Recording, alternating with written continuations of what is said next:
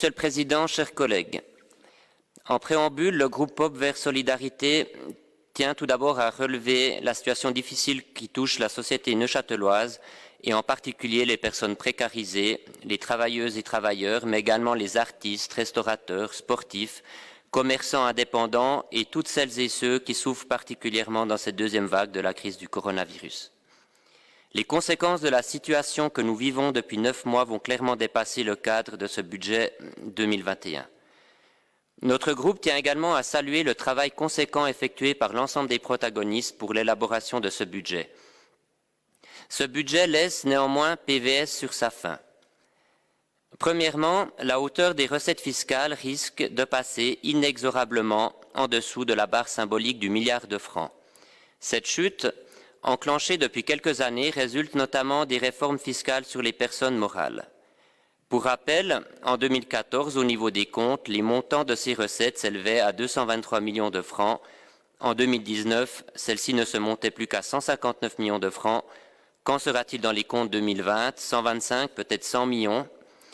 Dès lors, PVS déplore le fait qu'aucune mesure de préservation des recettes, comme le moratoire sur la baisse du taux d'imposition sur le bénéfice des personnes morales, n'ait été intégrée, ce d'autant plus que certaines sociétés vont générer des bénéfices considérables. De plus, la réserve de lissage activée dans le cas présent aurait dû permettre initialement de lisser les fluctuations conjoncturelles.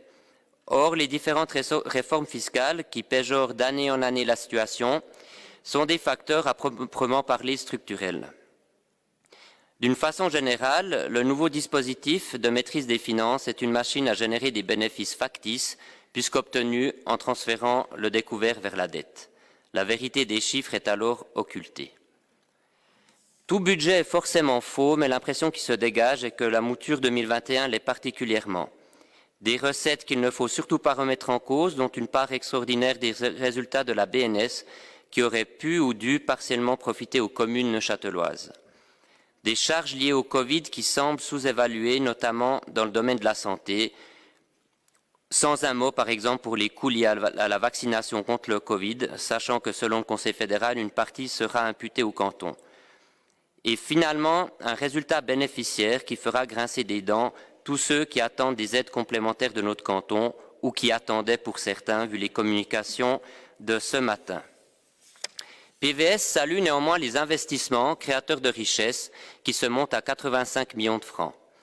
Il s'inquiète néanmoins une nouvelle fois de la répartition de ceux-ci sur le territoire cantonal. Ainsi, au niveau du patrimoine administratif, ceux-ci se concentrent presque exclusivement sur une seule et même région du canton, et à ce titre, il serait judicieux que le Conseil d'État réponde au postulat 1521 Théo Bregnard, répartition des investissements publics dans notre canton, quelle réalité. Pour revenir au budget, PVS aurait souhaité une meilleure reconnaissance de l'engagement des premiers de cordée qui n'ont eu cesse de se battre pour sauver des vies et servir la communauté. Face à la dotation limitée en personnel, de l'impact physique et psychique sur ceux-ci et à la pénurie annoncée, des moyens supplémentaires devraient être libérés. Ils l'ont été ou le seront au cours de cet exercice 2020 et dès lors la prudence du Conseil d'État est étonnante pour 2021. Enfin, la situation que nous vivons aurait pu permettre également de prendre le virage de la transition énergétique.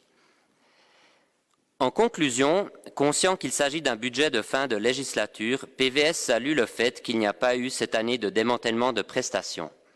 Il devient néanmoins indispensable d'accroître les moyens pour permettre ou maintenir une couverture sanitaire et hospitalière optimale, nécessitant de se départir d'une conception purement privée ou financière et de rétablir une situation fiscale saine à court et à moyen terme.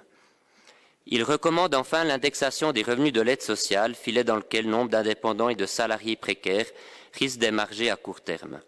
Avec une politique d'investissement adéquate, le canton pourra ainsi tendre vers une politique de développement équilibrée inscrite dans la durabilité.